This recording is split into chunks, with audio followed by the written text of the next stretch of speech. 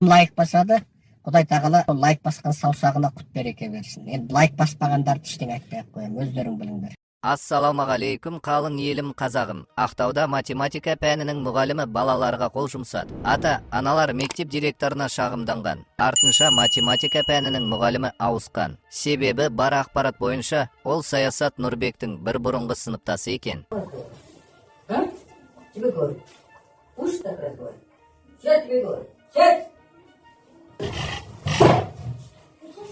Закрой рот.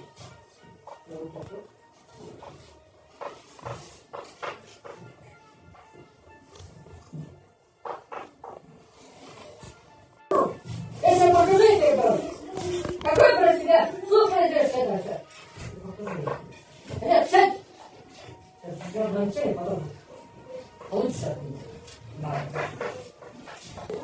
Есть что? Стой. Стой! Я тебе говорю. Тебе говорю. Ты понял меня? Сядь!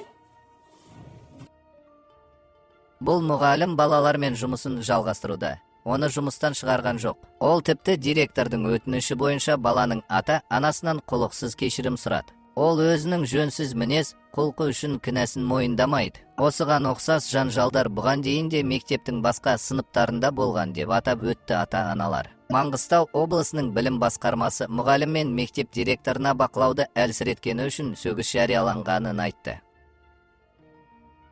Тоқаев масон адамы. Қазақстан президенті Қасым-Жомарт Тоқаев 2019 жылы 9 маусымда кезектен тыс президент сайлауына түскенде сабақтастық, әділдік, өрлеу деген 3 бөлімнен тұратын сайлауалды бағдарламасында 170-тен аса міндет тізіп шыққан. Бұл уәделердің орындалмағанына ақорда толық есеп берген жоқ. Былтыр 20 қарашада өтетін кезектен тыс президент сайлау қарсаңында Тоқаевтың 2019 жылғы сайлау бағдарламасындағы кейбір нақты ұсыныстарының орындалмағанын тексеріп шықтық. Тоқаев педагог мәртебесі туралы заңға 2019 жылғы 27 желтоқсанда қол қойып қабылдады. Бұл заңға сай мұғалімдерді кәсіби міндетіне қатысы жоқ жұмыстарға тартуға, білім беру заңында көрсетілмеген есеп пен ақпаратты талап етуге, тексеріс жүргізуге, тауарлар мен көрсетілетін қызметтерді сатып алуды жүктеуге тыйым салынады. Бұдан бөлек, лауазымды адамдар мен басқа да тұлғалар тарапынан мұғалімнің жұмысына заңсыз араласу мен кедергі келтіруіне де шектеу қойылған. Оқушылар мен олардың ата-аналары, жақындары мұғалімнің кәсібіне құрметпен қарауы тиіс. Бірақ елде дәрігерлердің мәртебесі туралы жеке заң жобасы ұсынылған жоқ. 2019 жылы денсаулық сақтау министрі болған Елжан Біртанов қазір бюджет ақшасын талан-таражға салды деген күдікпен істі болып жатыр. Мұндай заң жобасы әзірленбейтінін. Арнайы денсаулық кодексі қабылданып, сол кодексте дәрігерлер мәртебесі көрсетілетінін айтқан еді. Ал 2020 жылы халық денсаулығы және денсаулық сақтау жүйесі туралы кодекс қабылданды. Бұл кодексте медицина және фармацевтика қызметкерлерінің мәртебесі туралы жазылған тарау бар. Кодекстің 30 тарауы 270-274 баптарында медқызметкерлерді кәсіптік міндетіне жатпайтын жұмысқа тартуға, заңда көзделмеген есеп пен ақпаратты талап етуге тыйым салынған. Бұған қоса, медқызметкерлерге міндеттерін орындауға жағдай жасалып, тиісті еңбекақы алуы тиіс. 2022 жылға дейін еліміздегі барлық апатты жағдайдағы және 3 ауысымды мектептер мәселесін шешеміз. Орындалмады. Қазақстанда 3 ауысымды және апатты мектептер мәселесі әлі күнге дейін шешілмеді. Оқу ағарту министрлігінің дерегінше, қазір елде 3 ауысымда оқитын 147 мектеп және апатты жағдайда тұрған 33 мектеп бар. 2023 жылға дейін еліміздің барлық өңіріндегі студенттік жатақханалар санын 3 есеге көбейтіп, жеке инвестицияларды жатақхана салуға ынталандырамыз. Орындалмады. Елде жыл сайын қыркүйекке таман студенттерге жатақхана жетпей жатады. Бұл мәселе былтыр да қоғамда көп талқыланды. Билік 2018 жылы жатақханалар салу жұмысын бастап, 2021 жылға дейін 75 мың орындық жатақхана саламыз деген. Алайда биліктегі аманат партиясының мәліметінше 2018-2022 жыл арасында 40 000 орындық жатақхана салынған. Ал ғылым және жоғары білім министрі Саясат Нұрбек 16 тамыздағы үкімет отырысында былтырғы оқу жылында 89 000 студент жатақханаға мұқтаж деп мәлімдеді. Демек, Қасым-Жомарт Тоқаевтың 2019 жылғы сайлауалды бағдарламасында айтылған жатақхана мәселесін шешу туралы уәдесі 2023 жылы орындалуы қиын.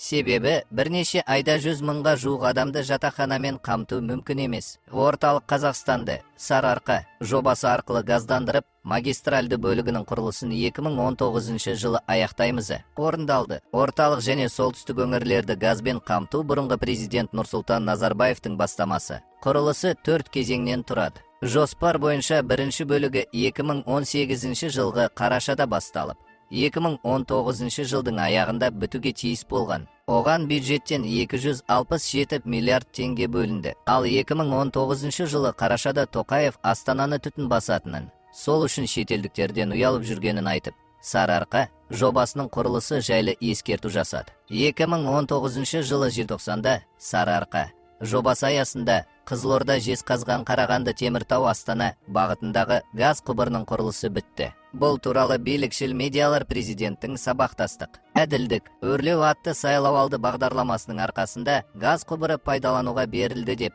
жарыса жазды. Түрлі салалардағы отандық тауар өндірісі мен қызметін ынталандырып, қарапайым заттар экономикасын дамытамыз, сыртқы нарыққа қазақстандық тауарлар мен қызметтерді белсенді түрде шығаратын боламыз. Орындалмады. Бұрынғы президент Нұрсұлтан Назарбаевтың 2018 жылғы 5 қазандағы жолдауы қазақстандықтардың табысы мен тұрмыс сапасын арттыру туралы болды. Онда ең әуелі халық тұтынатын тауарлардың кең номенклатурасын шығарып, ішкі нарықты отандық тауармен қамтып, өңдеу өнеркәсібін бәсекеге қабілетті ету үшін қарапайым заттар экономикасын қолға алу көзделеді. Үкімет қарапайым заттар экономикасын дамыту үшін кәсіпорындарға жеңілдетілген несие береді. Оған ел бюджетінен бастапқыда 600 миллиард теңге бөледі.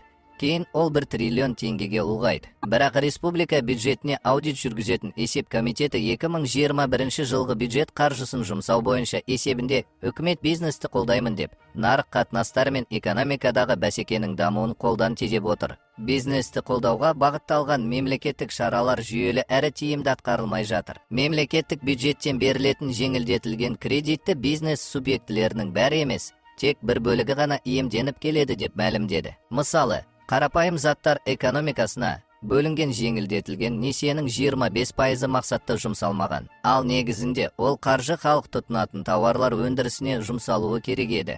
Яғни, қаржының көп бөлігі Түркістан қаласында қонақ үйін салуға, Астана қаласындағы мектебінің құрылысына және елде стоматология қызметін кеңейтуге жұмсалған. Есеп комитетінің хабарлауынша, отандық өндіріске бөлінген қаржы көбейгенімен, кейінгі жылдары елде отандық тауардың емес импортталған тауарлардың үлесі артқан. Қазақстандықтардың күнделікті қолданатын тауарлары ішінде тамақ өнімдері мен сусындарының импорты 37%-дан 40%-ға дейін.